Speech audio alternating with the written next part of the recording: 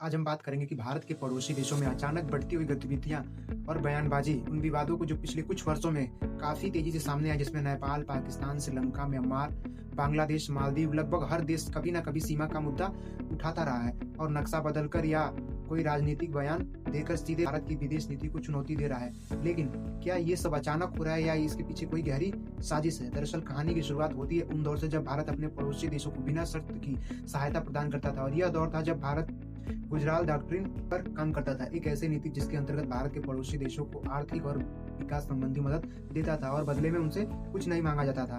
भारत दक्षिण एशिया के सहयोग समूह सार्क में सबसे बड़ा फंड देने वाला देश था। सार्क डेवलपमेंट फंड में भारत का सबसे बड़ा योगदान रहा है।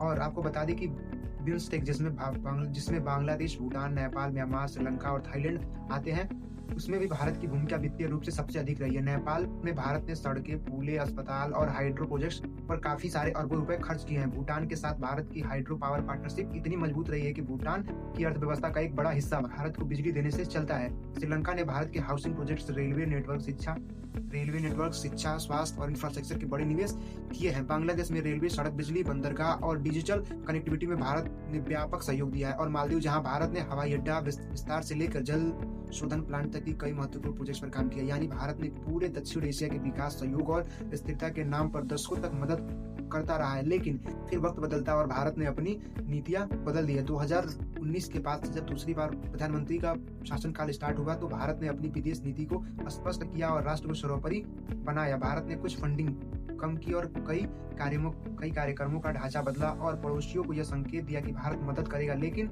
भारत के हितों का नुकसान पहुंचाकर नहीं। यह बदलाव कई देशों को पसंद नहीं आया। इसी की वजह से चीन सामने आया और चीन ने बेल्ट रोड इनिशिएटिव के नाम पर नेपाल, पाकिस्तान, श्रीलंका, मालदीव में अरबों डॉलर का खर्च शुरू कर दिया। पाकिस्तान में सीपेक्स, श्रीलंका में हम्बन टोटा पोर्ट और नेपाल में इंफ्रास्ट्रक्चर लोन और मालदीव में बड़े कर्ज का इन्वेस्ट किया। लेकिन चीन ने मदद के नाम पर सिर्फ लोन देना उचित समझा और इन देशों की नीतियों को अपने मत मुताबिक चलाने पर मजबूर कर दिया। और यही मोड़ था जब भारत के पड़ोसी देशों ने अपनी भाषा बदलनी शुरू कर दी है और कई देश भारत के खिलाफ बयानबाजी देना, नक्शे बदलना, सीमा विवाद खड़ा करना और आंतरिक राजनीति में भारत का नाम लेना।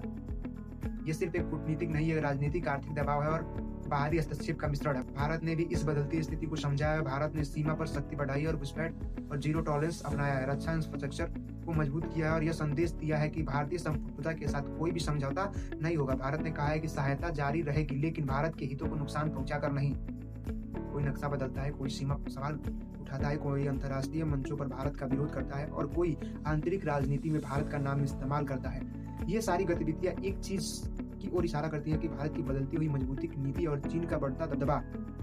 अंत में सच बिल्कुल साफ है कि भारत ने अपने पड़ोसी देशों की दशकों तक मदद की, लेकिन अब भारत का एक सक्षम, आत्मनिर्भर और स्पष्ट राष्ट्र है जो अपने हितों की और सीमाओं के साथ कोई भी समझौता नहीं कर सकता है। चीन इन देशों में कर्ज देकर अपना प्रभाव लगातार बढ़ा रहा है और इसी प्रभाव के कारण कई पड़ोसी देश भारत के खिलाफ समय समय पर बयानबाजी करते दिखाई देते हैं। अब यही है कि उन विवादों की वास्तविक कहानी और यही कारण है जिसकी वजह से आज भारत को अपने पड़ोस में बढ़ते तनाव का सामना करना पड़ रहा है।